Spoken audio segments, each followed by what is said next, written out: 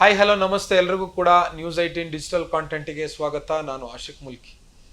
ಕಳೆದ ಒಂದು ವಾರದಿಂದ ಬೆಂಗಳೂರಿನಲ್ಲಿ ಆಟೋ LPG ಸಿಗದೆ ಆಟೋ ಚಾಲಕರು ಆಟೋ ಸಿಬ್ಬಂದಿಗಳು ಪರದಾಡುವಂಥ ಪರಿಸ್ಥಿತಿಯಲ್ಲಿ ಇರುವಂಥದ್ದು.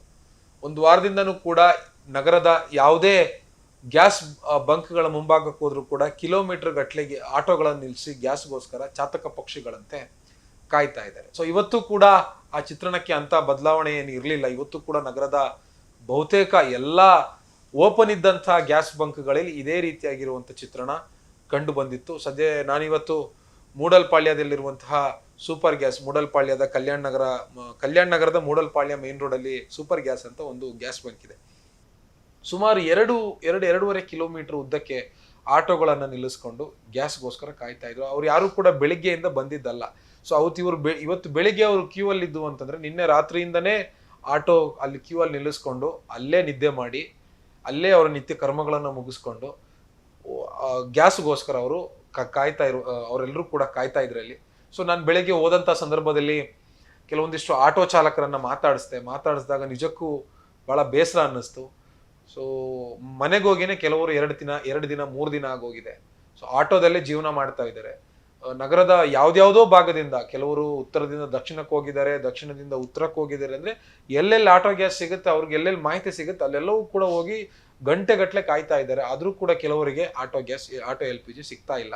ಸೊ ಇದರಿಂದಾಗಿ ಬೆಂಗಳೂರಿನಲ್ಲಿ ಆಟೋ LPG ಇಲ್ಲದೆ ದೊಡ್ಡ ಒಂದು ತುರ್ತು ಪರಿಸ್ಥಿತಿ ಅನ್ನುವಂಥ ರೀತಿಯಲ್ಲಿ ಕ್ರಿಯೇಟ್ ಆಗಿರುವಂಥದ್ದು. ಅಂದ್ರೆ ಈ ಒಂದು ಇಸ್ರೇಲ್ ಮತ್ತು ಯುದ್ಧ ಆರಂಭವಾಗಿನೇ 36 ದಿನ ಆಗೋಯ್ತು. ಆರಂಭ ಆಗಿ ಒಂದು 10 ದಿನಗಳಾಗ್ತಾ ಇದ್ದ ಹಾಗೇನೆ ಕಮರ್ಷಿಯಲ್ ಗ್ಯಾಸ್ನ ಅಭಾವ ಯಾವ ಮಟ್ಟಕ್ಕಾಯ್ತು ಅನ್ನೋದನ್ನ ನಾವೆಲ್ಲರೂ ಕೂಡ ನೋಡಿದ್ವಿ. ಅಂದ್ರೆ ಆಟೋ ಹೋಟೆಲ್ಗಳಿಗೆ ಗ್ಯಾಸ್ ಇಲ್ಲ ಅನ್ನುವಂಥ ಪರಿಣಾಮ ಹೋಟೆಲ್ಗಳು ಬಂದಾಗ್ತಾ ಹೋದ್ವು. ಪರ್ಯಾಯ ವ್ಯವಸ್ಥೆಯನ್ನ ಹುಡುಕ್ತಾ ಹೋಟೆಲ್ ಉದ್ಯಮಗಳು ಹೋದ್ರು. ಕೆಲವು ಕಡೆ ಆಗೋದೇ ಇಲ್ಲ, ಸೌದೆ ಒಲೆನೇ ಬೆಸ್ಟ್ ಅಂತ ಸೌದೆ ಒಲೆ ಮೊರೆ ಹೋದ್ರು. ಹೀಗೆ ಹಂತವಾಗಿ ಹೋಟೆಲ್ ಉದ್ಯಮಕ್ಕೆ ಬಹಳ ದೊಡ್ಡ ಮಟ್ಟದ ಪೆಟ್ಟು ಬಿತ್ತು. ಕೆಲವೊಂದಿಷ್ಟು ಐಕಾನಿಕ್ ಆಗಿರುವಂತ ಹೋಟೆಲ್ಗಳು ಕೂಡ ಮುಚ್ಚು ಹಂತಕ್ಕೆ ಬಂದು ನಿಂತು ಹೋಯ್ತು. ಅಂದ್ರೆ ಕೋವಿಡ್ ಅಲ್ಲಿ ಯಾವ ರೀತಿಯಾಗಿ ಸಂಕಷ್ಟ ಅನುಭವಿಸಿದ್ರು ಅದರ 2 ಪಟ್ಟು ಜಾಸ್ತಿ ಸಂಕಷ್ಟವನ್ನ ಈ ಬಾರಿ ಗ್ಯಾಸ್ ಇಸ್ರೇಲ್ ಮತ್ತು ಇರಾನ್ ನಡುವಿನ ಯುದ್ಧದ ಸಂದರ್ಭದಲ್ಲಿ ಬೆಂಗಳೂರಿನಲ್ಲಿ ಹೋಟೆಲ್ ಉದ್ಯಮಿಗಳು ಅನುಭವಿಸಿದ್ರು.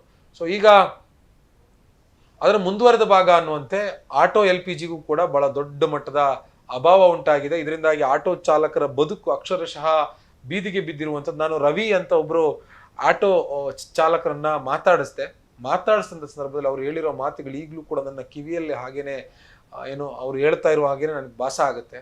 ಸೊ ಸರ್, ನಾನು ಮನೆ ಬಿಟ್ಟು ಬಂದು 3 ದಿನ ಆಯ್ತು. ನಾನು ಮನೆಗೆ ಖಾಲಿ ಕೈಯಲ್ಲಿ ಹೋಗೋದಕ್ಕೆ ಆಗಲ್ಲ. ನನಗೆ ಸಣ್ಣ ಮಕ್ಕಳಿದ್ದಾರೆ, ನನ್ನ ಹೆಂಡತಿ ಇದ್ದಾರೆ.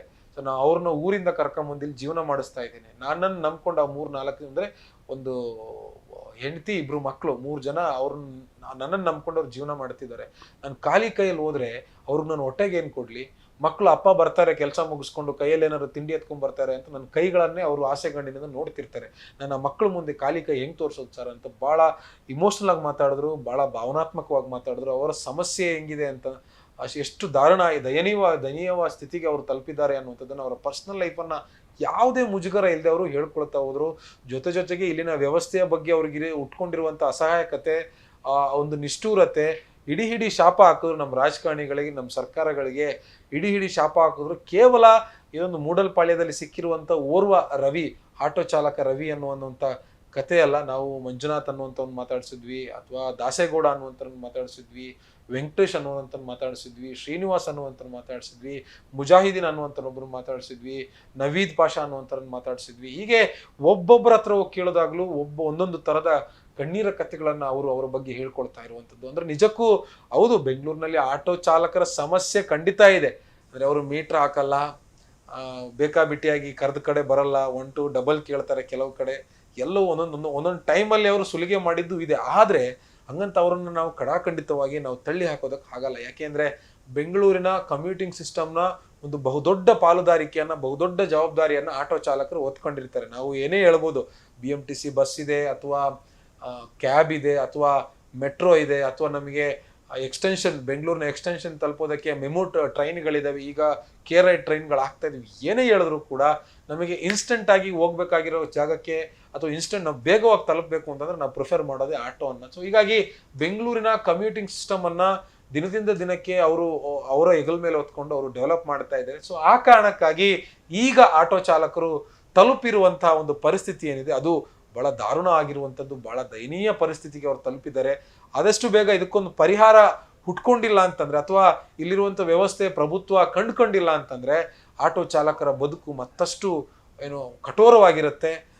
ಮನೆಯಲ್ಲಿ ಕೆಲಸ ಇಲ್ಲ, ಗ್ಯಾಸ್ ಸಿಗ್ತಾ ಇಲ್ಲ, ಆಗ ಕೆಲ್ಸಕ್ಕೆ ಹೋಗಲ್ಲ ಅಂತಂದ್ರೆ ಕೂಲಿ ಕೆಲ್ಸಕ್ಕೆ ಹೋಗ್ರಿ ಅಂತ ಹೆಂಡತಿ ಹೇಳ್ತಾರೆ ಅಂತ ಒಬ್ರು ನಮಗೆ ಮಾತಾಡ್ತಾ ಹೇಳಿದ್ರೆ ಎಷ್ಟು ಬೇಜಾರಾಗುತ್ತೆ ಅಂತಂದ್ರೆ, ಆ ಮನುಷ್ಯನಿಗೆ 60 ವರ್ಷ, ಅವ್ರ ಹೆಸರು ಮರ್ತೋದೆ ನಾನು, 60 ವರ್ಷಕ್ಕೆ ನಾನು ಎಲ್ಲಿ ಸರ್ ಕೂಲಿ ಕೆಲ್ಸಕ್ಕೆ ಹೋಗ್ಲಿ, ನಮ್ಮ ಮಕ್ಕಳೆಲ್ಲ ದೊಡ್ಡದಾಗವ್ರೆ, ಮಕ್ಕಳು ಅವ್ರಿಗೆ ಬೇಕಾದಾಗ ನಡ್ಕೊಂತವ್ರೆ, ನನ್ನ ಹೆಂಡತಿ ನನ್ನನ್ನು ಈಗಲೂ 60ನೇ ವರ್ಷದಲ್ಲಿ ನನ್ನನ್ನೇ ಡಿಪೆಂಡ್ ಆಗಿದ್ದಾರೆ, ಏನ್ ಮಾಡೋಕ್ಕಾಗುತ್ತೆ ಸರ್ ಹೇಳಿ. ಗ್ಯಾಸ್ ಇಲ್ಲ ಅಂತಂದ್ರೆ ಆತ್ಮಹತ್ಯೆ ಮಾಡ್ಕೊಳ್ಳೋದಲ್ಲದೆ ಬೇರೆ ದಾರಿನೇ ಇಲ್ಲ ನಮ್ಮ ಮುಂದೆ ಅನ್ನುವಂಥ ಅಷ್ಟರ ಮಟ್ಟಿಗೆ ಆತ್ಮಹತ್ಯೆ ಮಾಡ್ಕೋಬೇಕು, ಸತ್ತೋಗ್ಬೇಕು, ಈಗ ತಡ್ಕೊಳಕ್ಕಾಗಲ್ಲ ಈ ಟೆನ್ಷನ್ನ ಪ್ರೆಷರನ್ನ ಅನ್ನುವಂಥ ಮಟ್ಟಕ್ಕೆ ಬೆಂಗಳೂರಿನಲ್ಲಿ ಆಟೋ ಚಾಲಕರು ಬಂದು ಮುಟ್ಟಿರುವಂಥದ್ದು. ನೀವು ಯಾವುದೇ ಕಡೆಗೆ ಹೋಗಿ ಬೆಂಗಳೂರಿನ, ನಾನಿವತ್ತು ಮೂಡಲ್ಪಾಳ್ಯಕ್ಕೆ ಹೋಗಿದ್ದೆ, ನನ್ನ ಕಲೀಗ್ಸ್ ಒಂದಿಬ್ರು ಮೂವರು, ಒಬ್ರು ಚಾಮರಾಜಪೇಟೆಗೆ ಹೋಗಿದ್ರು, ಒಬ್ರು ಮತ್ತಿಕೆರೆಗೆ ಹೋಗಿದ್ರು, ನಿನ್ನೆ ಕಂಠೀರವ ಸ್ಟೇಡಿಯಂ ಹತ್ರ ಒಬ್ರು ಹೋಗಿದ್ರು, ಜೊತೆಗೆ ಕೊತ್ನೂರು ಮೈನ್ ರೋಡ್ಗೆ ಹೋಗಿದ್ರು. ಸೊ ಹೀಗೆ ನಮ್ಮ ಕಲೀಗ್ಸ್ ಕೂಡ ಇಡೀ ಸಿಟಿ ತುಂಬ ನ್ಯೂಸ್ 18ನ ವರದಿಗಾರರು ಓಡಾಡುವಂಥ ಸಂದರ್ಭದಲ್ಲಿ ಅವರು ಕೊಡುವಂಥ ಸ್ಟೋರಿಗಳು ನಮ್ಮ ಕಣ್ಮುಂದೆ ಬರುವಾಗ ನಿಜಕ್ಕೂ ಸಂಕಟ ಆಗುತ್ತೆ. ಇಂತಹ ಪರಿಸ್ಥಿತಿಗೆ ಆಟೋ ಚಾಲಕರು ಬಂದ್ರಲ್ವಾ ಅನ್ನುವಂಥ ಒಂದು ಬೇಸರ ಖಂಡಿತ ಆಗುತ್ತೆ. ಸರ್ಕಾರ ಎಚ್ಚೆತ್ಕೋಬೇಕು. ಪ್ರತಿದಿನ ಬೆಂಗಳೂರಿಗೆ 45 ಮೆಟ್ರಿಕ್ ಟನ್ ಅಷ್ಟು ಆಟೋ LPG ಅಗತ್ಯತೆ ಇದೆ. ಈಗ ಪೂರೈಕೆ ಆಗ್ತಾ ಇರುವಂಥದ್ದು 25 ಮೆಟ್ರಿಕ್ ಟನ್ ಮಾತ್ರ. ಉಳಿದಂತೆ 20 ಮೆಟ್ರಿಕ್ ಟನ್ನ ಕೊರತೆ ಪ್ರತಿದಿನ ಬೆಂಗಳೂರಿನಲ್ಲಿ ಆಟೋ LPGಗೆ ಅಭಾವ ಉಂಟಾಗಿದೆ. ಇದೇ ಕಾರಣಕ್ಕಾಗಿ ನಗರದ 16 ಆಟೋ ಗ್ಯಾಸ್ ಬಂಕ್ಗಳು ಬಂದ್ ಆಗೋಗಿದ್ದಾವೆ. ಇರೋ ಆಟೋ ಗ್ಯಾಸ್ ಬಂಕ್ಗಳಲ್ಲಿ ಸರಿಯಾಗಿ ಫುಲ್ಫಿಲ್ ಸಮರ್ಪಕ ರೀತಿಯಲ್ಲಿ ಟ್ಯಾಂಕ್ ಫುಲ್ ಆಗುವಷ್ಟು ಗ್ಯಾಸ್ಗಳನ್ನ ಪೂರೈಕೆ ಮಾಡ್ತಾ ಇಲ್ಲ. ಸೊ ಎಲ್ಲಾ ಸಮಸ್ಯೆಗಳಿಂದಾಗಿ ಇದೀಗ ಆಟೋ ಚಾಲಕರು ಸಂಕಷ್ಟಕ್ಕೆ ಸಿಲುಕಿರುವಂಥದ್ದು. ಆದಷ್ಟು ಬೇಗ ಸರ್ಕಾರ ಇದಕ್ಕೊಂದು ಪರ್ಯಾಯ ಕಂಡುಕೊಂಡಿಲ್ಲ ಅಂತಂದ್ರೆ ಈ ಸಮಸ್ಯೆ ಮತ್ತಷ್ಟು ಬಿಗಡಾಯಿಸುತ್ತೆ, ಮತ್ತಷ್ಟು ದೊಡ್ಡದಾಗುತ್ತೆ. ನಿರ್ಭೀತ, ನಿಷ್ಪಕ್ಷಪಾತ, ವಿಶ್ವಾಸಾರ್ಹ ಸುದ್ದಿಗಳಿಗೆ ಮತ್ತೊಂದು ಹೆಸರಾಗಿರೋ ನ್ಯೂಸ್ 18 ಕನ್ನಡ ಈಗ ಆಪ್ನಲ್ಲೂ ಲಭ್ಯ ಇದೆ. ದಯವಿಟ್ಟು ಇಲ್ಲಿರೋ QR ಕೋಡ್ ಅನ್ನ ಸ್ಕ್ಯಾನ್ ಮಾಡಿಕೊಂಡು ಆಪ್ ಡೌನ್ಲೋಡ್ ಮಾಡೋದಕ್ಕೆ ಮರಿಬೇಡಿ. ನಿಮ್ಮ ಬೆಂಬಲ ಹೀಗೆ ಸದಾ ನಮ್ಮೊಂದಿಗಿರಲಿ. ಧನ್ಯವಾದ.